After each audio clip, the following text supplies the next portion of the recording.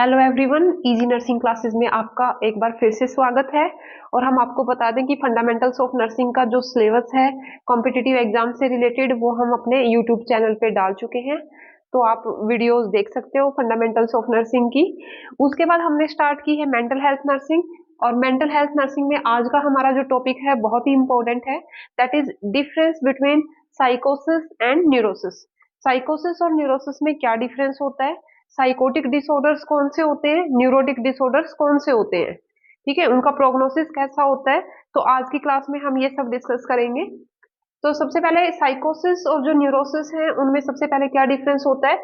जो psychotic disorder होते हैं they are very severe, these are the serious mental illness that affect the whole personality of a individual. ये बहुत ही severe disorder होते हैं जो किसी भी इंडिविजुअल की पर्सनैलिटी को अफेक्ट करते हैं। जबकि जो न्यूरोटिक डिसऑर्डर होते हैं these are the mental disorder that cause strong feeling of fear and worry. उसमें होल पर्सनैलिटी जो होती है वो अफेक्ट नहीं होती है। न्यूरोटिक डिसऑर्डर्स में मेनली क्या होता है, या तो फियर होता है या फिर वरी होती है।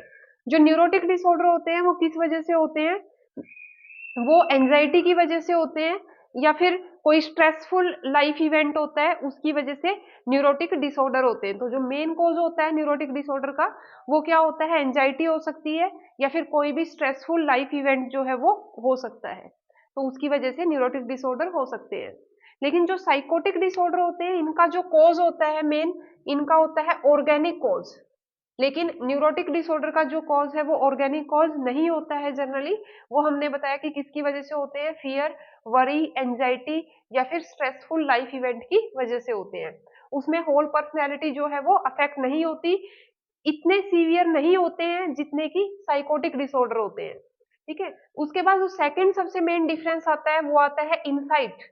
इनसाइट का मतलब क्या होता है कि the person is aware about his और हर इलनेस, कि उसको पता है, उसको अवेयर है अपनी इलनेस के बारे में कि मुझे ये प्रॉब्लम है और वो उसको एक्सेप्ट कर रहा है, तो that is called the insight. तो जो साइकोटिक डिसऑर्डर होते हैं इसमें इनसाइट जो होती है वो अब्सेंट होती है, लेकिन जो न्यूरोटिक डिसऑर्डर होते हैं उनमें जो इनसाइट है वो प्रेजेंट होती है। जो न्यूरोटिक डिसऑर्डर है उसमें जो पर्सन होता है वो एक्सेप्ट करता है कि मुझे ये प्रॉब्लम है, लेकिन साइकोटिक में इलनेस के अंदर जो इंडिविजुअल है वो ये कभी एक्सेप्ट नहीं करता कि उसको कोई ना कोई साइकेट्रिक प्रॉब्लम है। तो ये मेन डिफरेंस होता है इनसाइट का। उसके बाद जजमेंट आती है, इसमें जजमेंट एब्सेंट होती है साइकोसिस के अंदर। जो न्यूरोसिस होती है इसमें जजमेंट जो होती है वो प्रेजेंट होती है, जो पर्सन है वो डिसीजन ले सकता है, चीजों को जज कर सकता है। उसके बाद है कि जो साइकोसिस है इसमें हॉस्पिटलाइजेशन की रिक्वायरमेंट होती है, पेशेंट को हॉस्पिटलाइज करना पड़ता है मेंटल हॉस्पिटल के अंदर।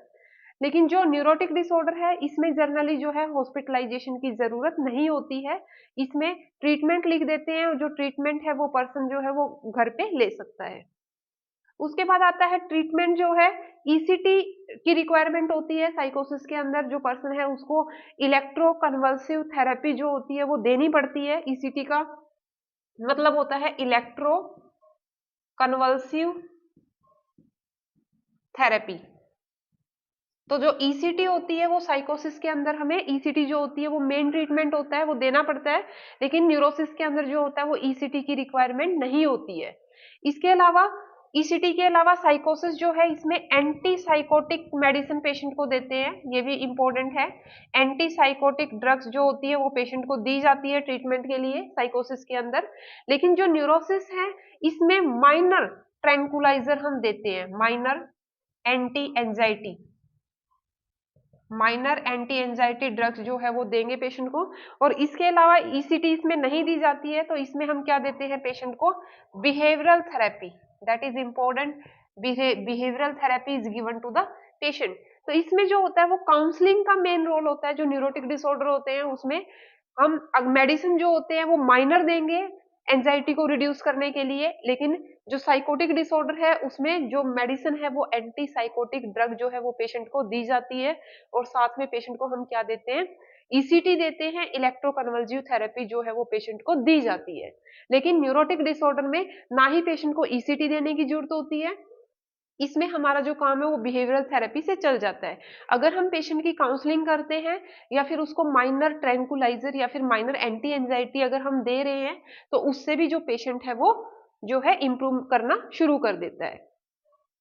उसके बाद नेक्स्ट आता है कि जो साइकोसिस होती है उसमें major disturbance of thinking, emotion and perception. इसमें जो पर्सन है उसकी थिंकिंग डिस्टर्ब हो जाती है, इमोशंस डिस्टर्ब हो जाते हैं और जो परसेप्शन है वो डिस्टर्ब हो जाते हैं। लेकिन जो न्यूरोटिक डिसऑर्डर है इसमें इतना मेजर डिस्टर्बेंस नहीं होती, माइनर डिस्टर्बेंस होती है, markedly disturbance of thinking, emotion and perception. कुछ हद तक जो है वो थिंकिंग, इमोशन और परसेप्शन है वो डिस्टर्ब होते हैं, लेकिन इतना मेजर डिस्टर्बेंस न्यूरोसिस के अंदर नहीं होती है। उसके बाद है delusion and hallucination is present in the साइकोसिस। ये भी बहुत इंपॉर्टेंट है कि जो डेलूजन और हेलुसिनेशन होता है वो साइकोसिस के अंदर प्रेजेंट होता है। जितनी भी साइकोटिक डिजीज होती हैं उनके अंदर पेशेंट में डेलूजन और हेलुसिनेशन जो है वो मिलता ही मिलता है। ठीक है, डेलूजन का हम पहले कर चुके हैं क्लासेस में कि डेलूजन क्या होता है। डेलूजन के अंदर क्या होता है, ये इसमें जो पर्सन है कोई स्टिमुलाई जो है वो प्रेजेंट नहीं है। इसमें क्या होता है, फॉल्स बिलीफ होता है। किसी भी चीज के बारे में जो पर्सन है वो फॉल्स बिलीव होता है। हमने पढ़ा था डेलूजन ऑफ पैरानोइड डेलूजन, डेलूजन ऑफ परसिक्यूशन हम इसको बोलते हैं, डेलूजन ऑफ ग्रैंडियोस हमने पढ़ा था। तो वो हम पीछे की क्लास में टाइप ऑफ डेलूजन जो है वो कर चुके हैं। हेलुसिनेशन, कोई भी स्टिमुलाई नहीं है फिर भी कुछ सुनाई दे रहा है और कुछ दिखाई दे रहा है, तो दैट इज कॉल्ड हेलुसिनेशन। तो साइकोटिक जो डिसऑर्डर होते हैं उनमें डेलूजन और हेलुसिनेशन जो होता है वो मेनली पाया जाता है। लेकिन जो न्यूरोटिक डिसऑर्डर होते हैं इसमें डेलूजन और हेलुसिनेशन जो है वो नहीं मिलता है। न्यूरोटिक डिसऑर्डर के अंदर डेलूजन और हेलुसिनेशन जो है वो अब्सेंट होता है। ठीक है, उसके बाद है जो साइकोटिक डिसऑर्डर होते हैं इसमें कम्युनिकेशन जो है वो मेनली इफेक्ट होता है। कम्युनिकेशन में प्रॉब्लम आती है, नॉर्मल जो पर्सन है वो कम्युनिकेट नॉर्मली नहीं करता, लेकिन न्यूरोटिक डिसऑर्डर में जो है वो कम्युनिकेशन के अंदर इतनी प्रॉब्लम नहीं आती है। ठीक है, उसके बाद आता है जो साइकोटिक डिसऑर्डर होते हैं इसमें जो पर्सन है वो रियलिटी में रहता है, लेकिन जो न्यूरोटिक डिसऑर्डर है उसमें जो साइकोटिक में सॉरी जो पर्सन है वो रियलिटी के अंदर नहीं रहता है, लेकिन जो न्यूरोटिक डिसऑर्डर है उसमें जो पर्सन है वो रियलिटी में रहता है। ठीक है, ये भी बहुत इंपॉर्टेंट है इसके अंदर कि जो पर्सन है इसमें रियलिटी में नहीं रहेगा, person not remain in the reality. तो रियलिटी में क्या होता है, ये अब्सेंट होती है रियलिटी यहाँ पे। लेकिन जो न्यूरोटिक डिसऑर्डर है इसमें the person is aware about reality, तो यहाँ पे जो है वो रियलिटी से अवेयर रहेगा इसमें न्यूरोटिक डिसऑर्डर में। ठीक है, तो ये भी मेन डिफरेंस है। उसके बाद आता है कि जो साइकोटिक डिसऑर्डर होते हैं उसमें उसका ट्रीटमेंट जो है वो पॉसिबल है। जो पर्सन है, जो साइकोटिक डिसऑर्डर होते हैं उसमें का ट्रीटमेंट जो है वो सॉरी पॉसिबल नहीं है। जो साइकोटिक डिसऑर्डर होते हैं उसमें क्या होता है कि जो प्रोग्नोसिस होता है साइकोटिक डिसऑर्डर्स का वो बहुत ही पुअर होता है।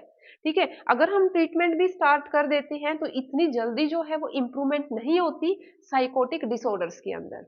तो प्रोग्नोसिस जो है वो पुअर है साइकोटिक डिसऑर्डर का, लेकिन जो न्यूरोटिक डिसऑर्डर है इनका प्रोग्नोसिस बहुत ही अच्छा है। इनका जो है पॉसिबिलिटी जो होती है वो ठीक होने की ज्यादा होती है न्यूरोटिक डिसऑर्डर में, लेकिन साइकोटिक डिसऑर्डर के अंदर जो पॉसिबिलिटी होती है पेशेंट की ठीक होने की वो कम होती है और न्यूरोटिक डिसऑर्डर के अंदर ज्यादा होती है। तो वही बात आ गई हमारी कि जो साइकोटिक डिसऑर्डर होते हैं वो ज्यादा सीवियर होते हैं as compare to the neurotic disorder. ठीक है, उसके बाद एक चीज और आती है यहाँ पे, रिलैप्स। रिलैप्स का मतलब कि एक बार जो है पेशेंट ठीक हो गया है लेकिन दोबारा से उसको फिर से प्रॉब्लम हो गई है, तो that is called the relapse. तो साइकोटिक डिसऑर्डर के अंदर रिलैप्स बहुत ज्यादा होता है। अगर हम ट्रीटमेंट दे रहे हैं तब तक पेशेंट ठीक रहता है, अगर ट्रीटमेंट पेशेंट छोड़ देता है तो फिर से जो सिम्टम्स हैं वो रिलैप्स हो जाते हैं, साइकोटिक सिम्टम्स फिर से आने स्टार्ट हो जाते हैं इन केस ऑफ साइकोटिक। ठीक है, लेकिन न्यूरोटिक में जो होता है प्रोग्नोसिस बहुत अच्छा है न्यूरोटिक डिसऑर्डर का, और यहाँ पे रिलैप्स के चांसेस भी जो है वो कम होते हैं न्यूरोटिक डिसऑर्डर के अंदर।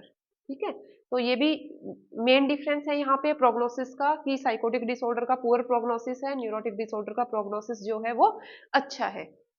उसके बाद हमारा आता है इसमें मेन कि साइकोटिक डिसऑर्डर हमारे कौन से होते हैं और न्यूरोटिक डिसऑर्डर कौन से होते हैं।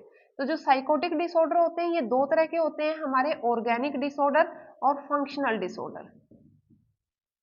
जो ऑर्गेनिक होते हैं इसमें हमारे दो होते हैं, dementia and the delirium. Dementia और डेलीरियम जो होते हैं ऑर्गेनिक ब्रेन डिसऑर्डर होते हैं। और जो फंक्शनल है, फंक्शनल डिसऑर्डर में हमारा आता है सिजोफ्रेनिया, स्काइजोफ्रेनिया और मूड डिसऑर्डर।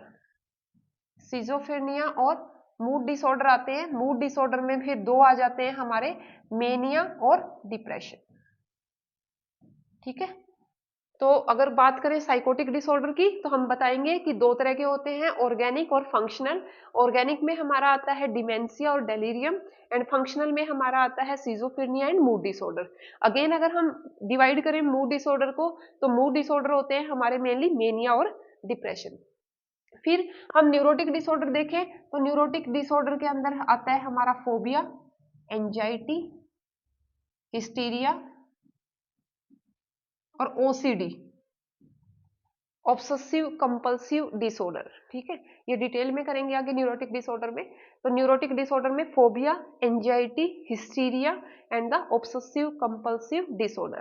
ठीक है, तो ये हमारे न्यूरोटिक डिसऑर्डर्स के अंदर आते हैं।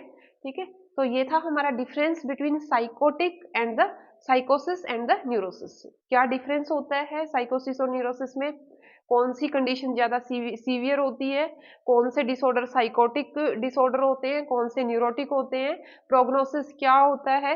तो ये आज की क्लास में हमने सारा डिस्कस किया है।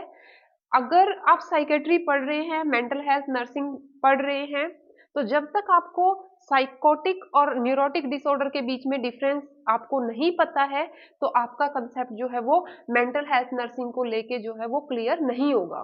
ठीक है, तो ये चीजें आपको पहले पता होनी चाहिए मेंटल हेल्थ नर्सिंग के अंदर कि साइकोटिक डिसऑर्डर कौन से होते हैं, न्यूरोटिक कौन से होते हैं, न्यूरोटिक डिसऑर्डर के क्या सिम्टम्स होते हैं, साइकोटिक डिसऑर्डर के मेन सिम्टम्स क्या होते हैं। ठीक है, अगर आपको इन चीजों का पता है तो जो मेंटल हेल्थ नर्सिंग है वो बिल्कुल इजी सब्जेक्ट है आपके लिए, क्योंकि इसमें जो मेन होता है मेंटल हेल्थ नर्सिंग में आपका कंसेप्ट क्लियर होना जरूरी है।